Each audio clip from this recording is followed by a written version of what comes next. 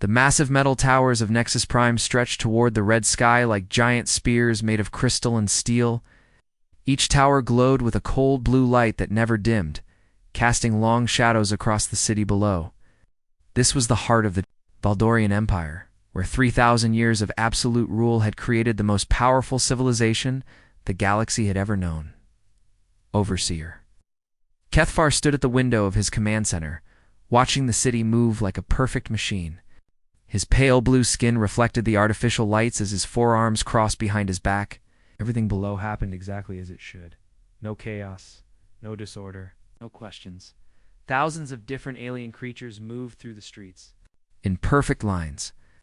The bug-like creche workers scurried between transport vehicles, their shiny black shells covered with small metal devices that controlled their thoughts. They never spoke unless ordered to speak. They never stopped unless ordered to stop. In the water channels that ran through the city, the fish-like nautilins glided silently through the liquid highways. Their see-through bodies pulsed with colored lights that carried messages across the city. They had once been a proud species with their own language and culture. Now they were living communication devices. The strangest sight was the Zephyrites, tall beings made of living crystal who sang in perfect harmony as they worked. Ow. But their songs were not their own anymore. The Empire had changed their music into work orders and status reports. Where they once created beautiful art, they now only repeated the commands of their masters. Another successful day in the Empire, Kethvar said to his assistant, a younger Valdorian named Vexmal. Order brings peace. Peace brings progress. Vexmal nodded quickly, his long head bobbing up and down. Yes, Overseer. The monthly reports show that all sectors are performing above minimum requirements. The mining worlds have increased production by 12%. Good. Kethvar turned from the window. Schedule an inspection tour of the outer colonies. Sometimes the distant worlds forget how things work without regular reminders. 3 days later, Kethvar's massive warship appeared. In the space around Tertius 7, a small planet covered in deep mining holes. The planet's surface looked like someone had taken giant bites out of it. Thousands of creche workers moved like ants through the tunnels, digging precious metals from the rock. Floating robot eyes watched their every movement, the local boss. A nervous Nautilin named Glubsext met them at the space station above the planet. His gills moved rapidly as he showed them production numbers on a glowing screen. Everything is perfect, Overseer, Glubsext said in his bubbling voice. No problems, no delays. The workers do exactly what they are told when they are told. Kethvar studied the numbers with cold eyes. The production levels were acceptable, but something felt different. In the mining tunnels far below, he noticed tiny changes that troubled him. Workers took just a little too long to respond to orders. Some hesitated for just a moment before starting their tasks. Increase the surveillance, he commanded, and schedule mind adjustments for all workers. Control levels must remain perfect. As his ship left the mining world, Kethvar felt a strange uneasiness. For 3,000 years, the Valdorian Empire had ruled without question. Every species they encountered had submitted within days or been destroyed. The galaxy had learned That resistance was pointless, and obedience was survival. But somewhere in the back of his mind, a tiny doubt began to grow. The workers on Tertius 7 had seemed different somehow. Not rebellious exactly, but less automatic in their responses. It was probably nothing. It's just his imagination. Still, he made a note to increase security across all outer worlds. The Empire's strength came from absolute control, and even the smallest crack in that control could spread like a disease. What Kethvar did not know was that his instincts were correct. Something was changing in the carefully ordered galaxy. Deep in the mining tunnels of distant worlds, workers were beginning to ask questions they had never asked before.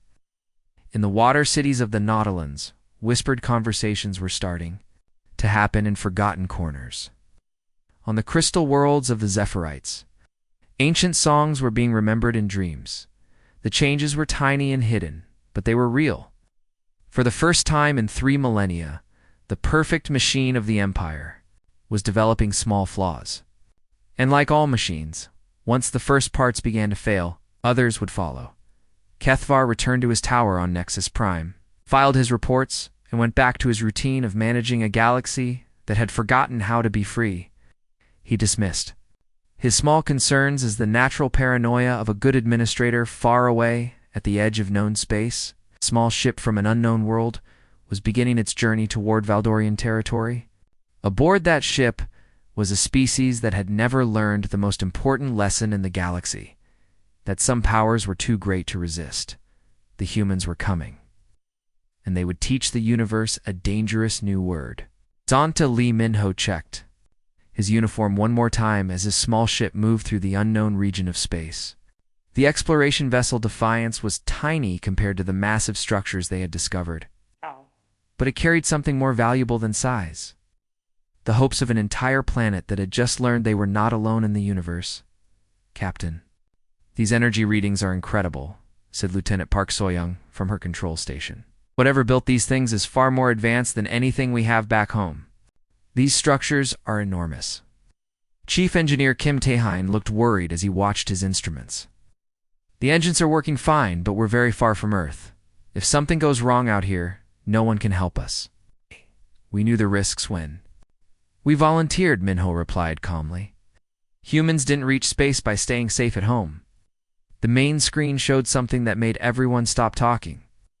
It was part space station, part fortress, and part artwork, all rolled into one. Smooth.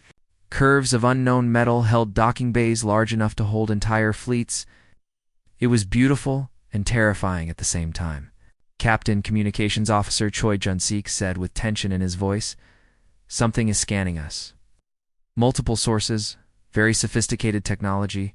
They definitely know we're here." Before Minho could answer, space around them suddenly filled with light as 3 enormous warships appeared from nowhere.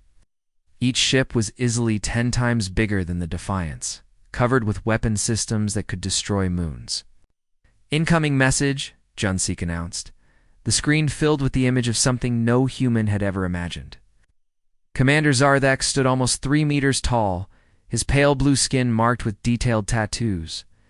Forearms moved smoothly as he checked glowing displays while his large dark eyes stared at the human captain with calculating intelligence.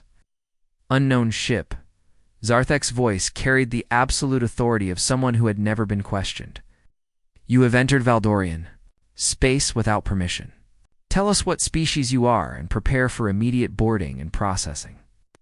Minho stood slowly, straightening his shoulders. Around him, his crew stayed at their stations with quiet professionalism. "This is Captain Lee Minho of the United Earth ship Defiance. We are explorers from the human species, and we come in peace. However, we cannot allow boarding without first establishing proper diplomatic procedures." The silence that followed was complete. Zarthek's expression changed from routine authority to something like confusion. "You... refuse?" The alien commander's voice carried a note of bewilderment, as if the word itself was foreign to him. "We don't refuse to talk," Minho replied carefully. "But we are a free people with our own laws and customs. Before any boarding happens, we need to establish agreements about the rights and safety of both parties." Navigator Oh-jun glanced at her captain with barely hidden admiration. They all knew they were completely outgunned, but Minho's calm dignity in the face of overwhelming force showed everything humanity hoped to be among the stars. Zarthek's forearms moved in what looked like agitation. "Rights, customs? You speak?" "Nonsense, small creature. There is only the Empire and those who serve it. Submit to processing or be destroyed." "Then I'm afraid we have a problem," Minho said quietly. "Because humans don't submit to anyone." The space around them exploded into chaos as the alien ships opened fire. But the crew of the Defiance had been training for this moment their entire careers. What they lacked in firepower, they made up for in creativity, courage, and the desperate innovation of a species that had fought its way to the stars through pure stubbornness. "Evasive action," Minho shouted. "Kim, I need maximum power." "Working on it, Captain." Tae-hyen's hands flew over his controls, taking power from everything non-essential. The Defiance twisted through space with an agility that caught the massive alien ships off guard, where the Empire's ships were built for overwhelming power and intimidation. The human vessel was designed for exploration and survival in dangerous places. Sa-Young, can you interfere with their targeting? Minho called, out as another wave of energy bolts lit up the space around them. I'm trying, sir, but their technology is amazing. Park So-Young's fingers moved rapidly across her controls. Wait. I'm seeing a pattern in their communications. They're using a centralized command system? Meaning what? If I can disrupt their command signals, it might create enough confusion for us to escape.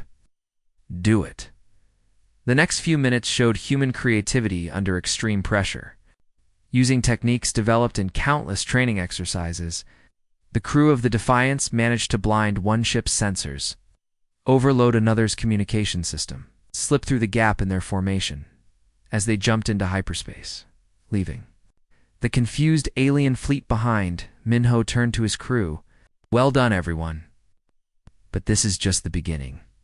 We've made contact with a galactic civilization, and I don't think they're going to let us go home and pretend this never happened.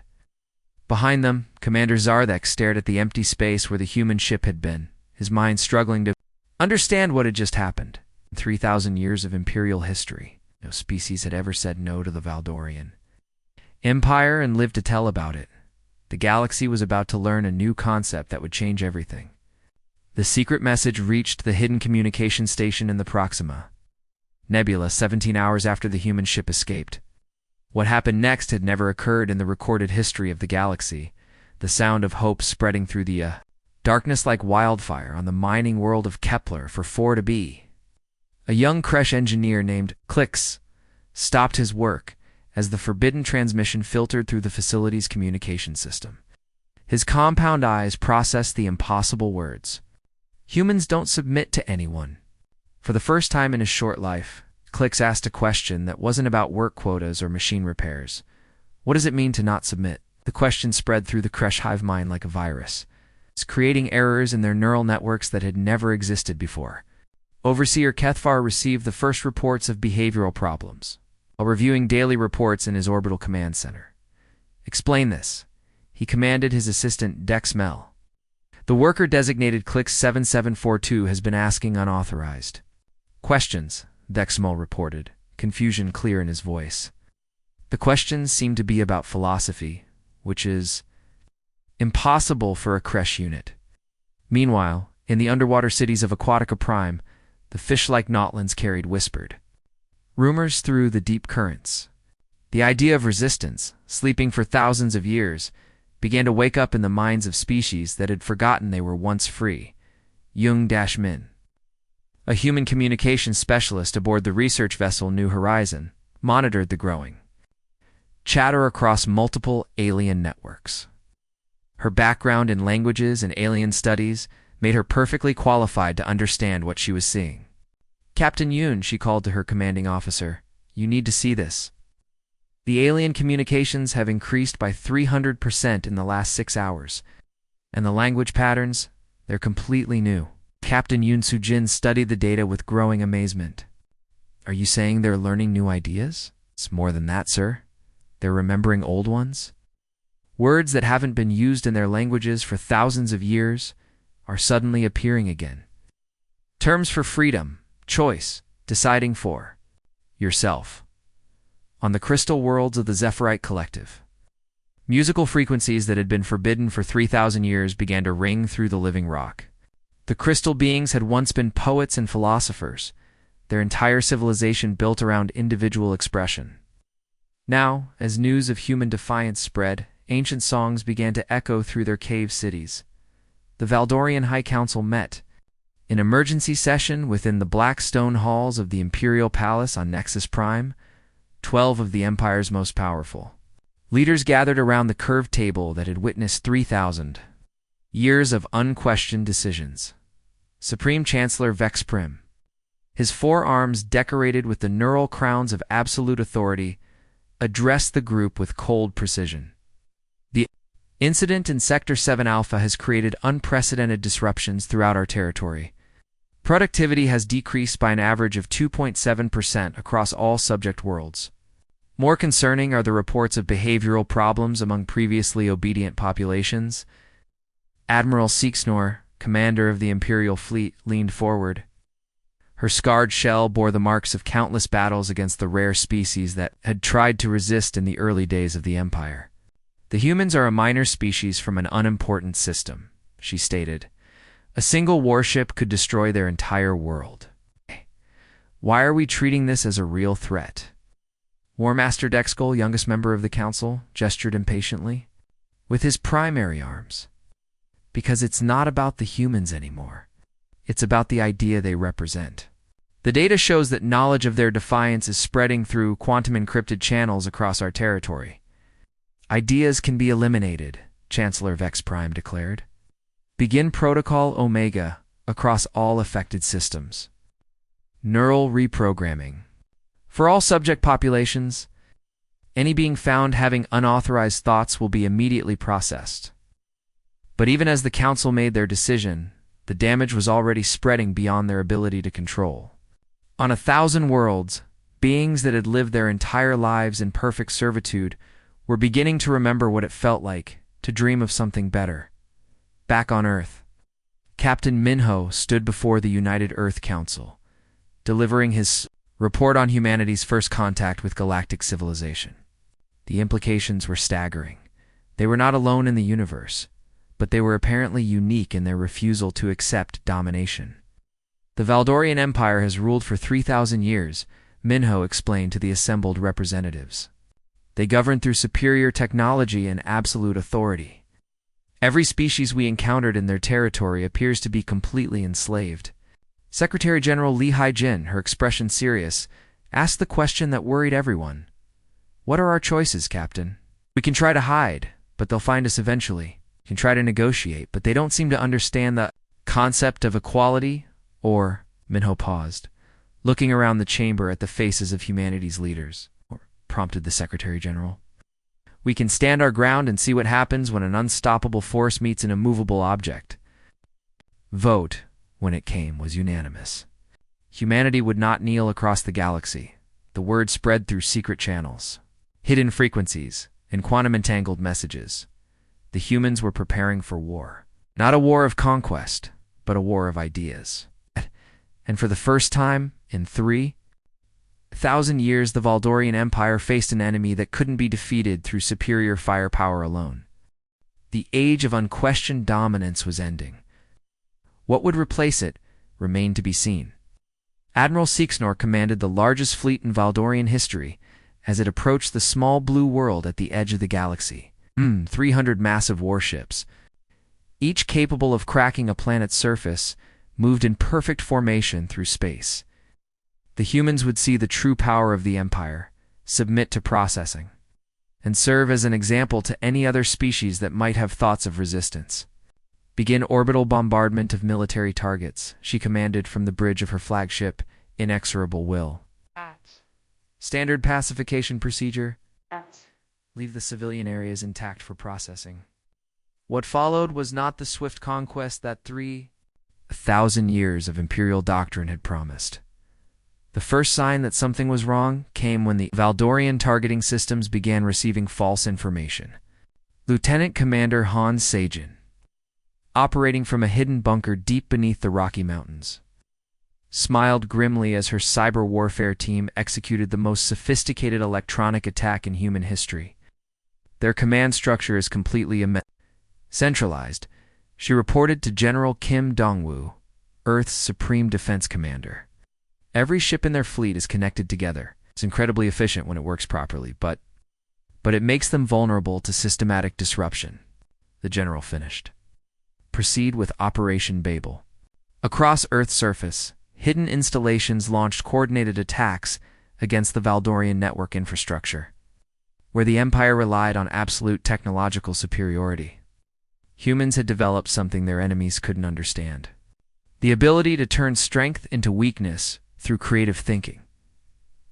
Captain Park Min-woo led the first ground resistance cell in the ruins of Seoul, using tactics that hadn't been seen in the galaxy for 3,000 years. guerrilla warfare, hit-and-run attacks, and the human talent for making inferior equipment work created chaos in the Valdorian occupation forces. "They don't understand why we won't stay down," Minwoo explained to his team as they prepared for another night raid. "Their entire military doctrine is based on overwhelming force leading to immediate surrender. They've never faced an enemy that keeps fighting after the logical point of defeat." The psychological impact was even more devastating than the physical resistance. Aboard the inexorable Will, Admiral Seeksnor struggled to understand reports from her ground commanders. "They're using their own civilians as fighters," reported Colonel Hexforth, his forearms gesturing in confusion. "Not as forced conscripts, but as volunteers. They're actually choosing to fight." "Impossible," Seeksnor replied. "No rational species would sacrifice individual survival for abstract concepts. But the humans continued to do exactly that. Worse, their resistance was spreading. Quantum encrypted broadcasts that flooded Imperial space carried something more dangerous than military intelligence. They carried stories of Dr. Choi Young-hee, who chose to stay with her patients in a bombed hospital rather than flee to safety. Stories of engineer Song Min-jun, who sabotaged 3 Valdorian fusion reactors before being captured, then smiled at his interrogators and said, "Others will continue what I started." Stories of children like 12-year-old Park Soo-min, who organized food distribution for refugees while her city burned around her. The Valdorian Empire had spent 3,000 years perfecting the art of conquest through fear. They had never encountered a species that transformed suffering into inspiration. On the Crystal Worlds, the Zephyrite Collective began to sing forbidden songs. The ancient melodies of individual expression, suppressed for thousands of years, rang through their cities as they remembered what they had lost. Mining productivity dropped by 60% as entire worker populations simply stopped following orders. The Notlin homeworld experienced its first civil unrest in recorded history. When a group of information swimmers refused to process Imperial communications, the concept of conscientious objection, learned from intercepted human broadcasts, spread through their underwater cities like an unstoppable current. Most significantly, the Kresh hive minds began to break apart. Klix, the young engineer who had first asked forbidden questions, found himself at the center of something unprecedented. Individual Kresh choosing to disconnect from the collective neural network rather than continue serving the Empire. "I have a name," Klix announced to the Valdorian overseer, who came to investigate the malfunction. "I am not a unit number. I am Klix, and I choose to think my own thoughts." The overseer's response was swift and brutal, but it came too late. The idea of individual identity was already spreading through the Crash population like a virus that attacked the very foundation of Imperial control. Back on Earth, the siege entered its 3rd month. The Valdorian fleet controlled space around the planet, but the planet's surface remained unconquered. More importantly, human example was inspiring rebellion throughout the galaxy. General Kim received regular updates from the Resistance.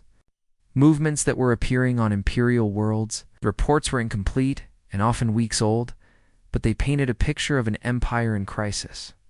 "They're trying to implement mass neural reprogramming," reported Colonel Shin Ha-young, head of intelligence operations, "but the scale is too large. They don't have enough processing facilities to handle entire planetary populations simultaneously. And the longer this continues, the more their authority breaks down," General Kim observed. "Every day we hold out is another day for the galaxy to see that the Empire can be resisted." The turning point came when Admiral Seeksnor made a decision that would have been unthinkable at the beginning of the campaign. Faced with mounting casualties, supply line disruptions, and the complete breakdown of Imperial authority on 17 different worlds, she requested a ceasefire to negotiate with the human leadership. The war was far from over, but its outcome was no longer in doubt. An empire built on submission could not survive in a galaxy that had learned to say no.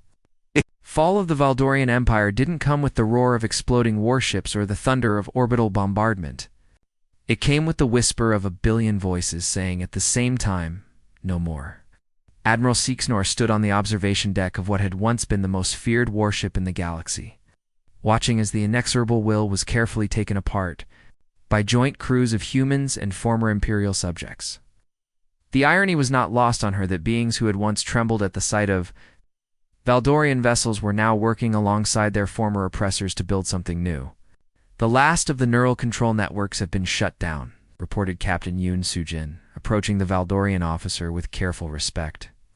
The human had been key in negotiating the terms of the Empire's surrender, though surrender was perhaps the wrong word for what had actually happened.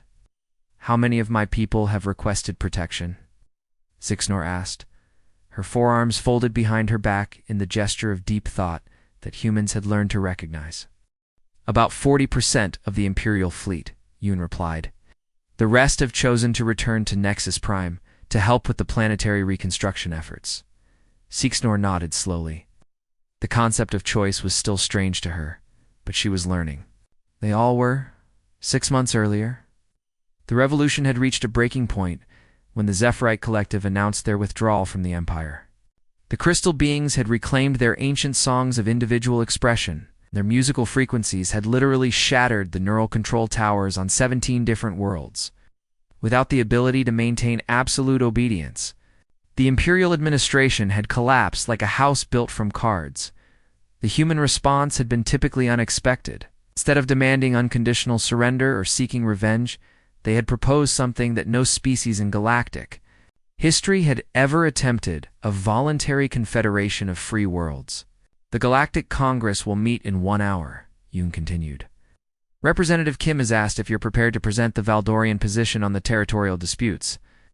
Representative Kim Sixnor repeated, still struggling with the human custom of using family names rather than rank titles.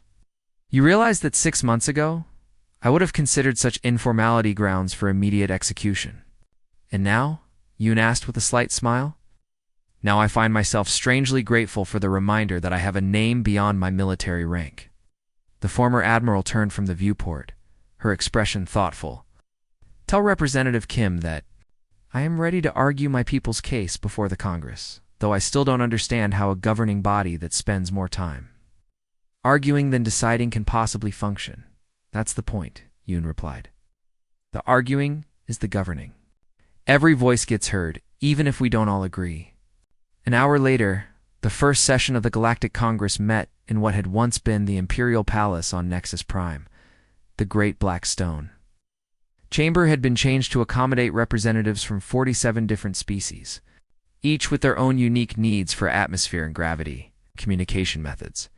Representative Kim Terran, formerly a scientist studying alien life and now humanity's chief diplomat, called the session to order with a simple statement that would have been incomprehensible to any previous galactic civilization. We are here not as conquerors or subjects, but as equals, seeking common ground. The agenda was ambitious, establishing trade rules between species with completely different economic systems, creating mutual defense agreements that respected individual independence, and addressing the complex question of what to do with the vast infrastructure of oppression that the Empire had left behind. Cliques, no longer identified by a unit number, but serving as the elected representative of the newly independent Kresh Collective, raised one of his compound arms to address the assembly. The question before us, he said, in the clicking, whistling language that had been forbidden for 3,000 years, is whether we can build something better than what came before, or whether we will simply replace one form of tyranny with another. The debate that followed was chaotic, passionate, and completely unlike anything the galaxy had ever seen. Representatives argued, negotiated, walked out in frustration, returned with new proposals, and gradually, painfully, began to hammer out the framework for a new kind of civilization. Admiral Sixnor, representing the Valdorian delegation, found herself in the unprecedented position of having to defend her people's right to exist alongside the species they had. Oppressed for 3,000 years, we cannot change our history, she admitted during her testimony. But we can choose what we do with our future. My people request the opportunity to prove that we can be more than what we were. The response came from an unexpected source. Glubsext, the nervous Notland administrator who had once overseen mining operations under Imperial authority. Now serving as an elected representative of the Aquatic Worlds Coalition, his voice carried. a confidence that would have been impossible under the old regime. The Nautolan delegation recognizes the Valdorian request for independent status, he stated, his gills moving with emotion. We have all been slaves to the past. Now we choose to be builders of the future. The vote, when it came, established precedent. The Valdorian worlds would be granted independent status within the Confederacy, with the understanding that they would participate in reconstruction efforts and submit to galactic oversight for 50 standard years. The humans had not conquered the galaxy. They had done something far more dangerous. They had taught it to conquer itself.